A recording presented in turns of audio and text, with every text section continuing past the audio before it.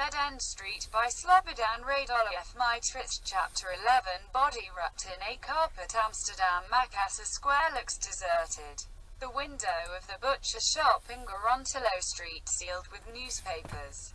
On the glass door, which is also covered with newspapers, is affixed a large placard, "Renovation." Inside, even though it is after midnight, two painters are busy painting the room. A white Mercedes van stops at the entrance. A bearded 30-year-old Moroccan in traditional Islamic attire gets out of the front. He knocks 3 times and the door opens.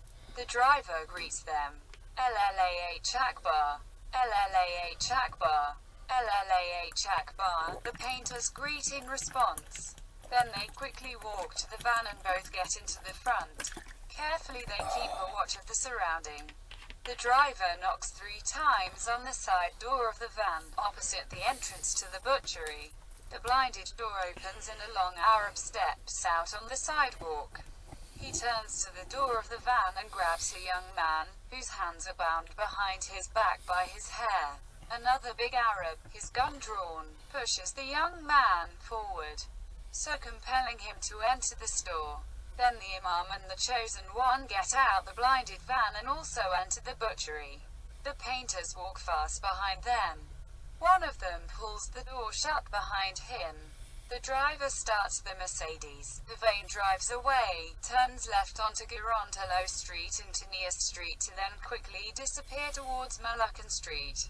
Across Makassar Square, in the Makassar Street from which the butcher shop in the Gorontalo Street is clearly visible, a black van is parked. Inside the car are members of the special unit, complete with military equipment. The chief of the special unit for arresting terrorists and also inspector at the headquarters of the Amsterdam police, calls Central Command with his radio.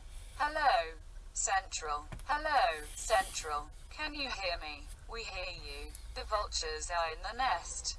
We know that. Shall we surprise them? No. Take no action." Inspector Jan is surprised, but that man's life is in. The voice on the radio interrupts him roughly. "Undertake nothing. I repeat, do nothing. Is that clear?" "How can that be, man? Orders from above. You are no longer needed. Withdraw immediately. Is that clear?" "Clear, clear," sighs Inspector Jan, from the humble bar for the sale of narcotics, known as a coffee shop, in the Nias Street from where the butcher shop in the Gorontalo Street is visible. The night camera is focused on the butchery. The rather corpulent owner of the narcotics bar, which looks like at first glance like a normal bar, is a famous Dutch singer of sentimental songs. He is also a member of the Dutch Secret Service. Tonight he has to keep a watchful eye on the butchery, because he has to film everything. The door of the butcher shop opens. The Imam, the Chosen One and his 2 bodyguards come out. One of the painters closes the door behind them. The quartet enter on foot the Nias Street. 10 meters further, one of the bodyguards removes a spray can from his pocket. He walks over to a wall and sprays the words "stink bomb" on the wall. Then the 4 men step in a grey Audi owned by the Imam that he parked here the night before. The Imam starts the car and disappears towards Kramatweg. Soon after the foursome has left the butchery, a white blinded Mercedes appears. The van parks in front of the entrance of the butchery.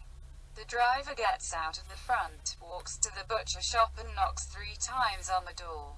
The door opens. The door of the van opens at the same time. The 2 painters come out of the shop carrying a large rolled-up carpet, which they throw into the van and get in themselves. The driver opens the door of the van behind them, walks back to the butcher shop and locks the door.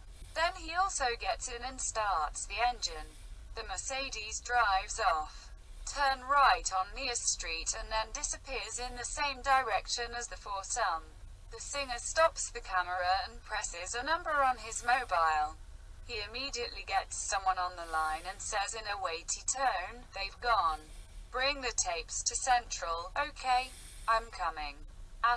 Today all Dutch newspapers bring the news that a decapitated body rolled up in a Persian carpet was found next to a garbage container on the outskirts of Amsterdam. The Amsterdam police is still groping in the dark about the motive and cannot say who the perpetrators of this heinous murder are. Neither is it known who the victim is. Most likely it concerns a settlement in the Amsterdam underworld. ********.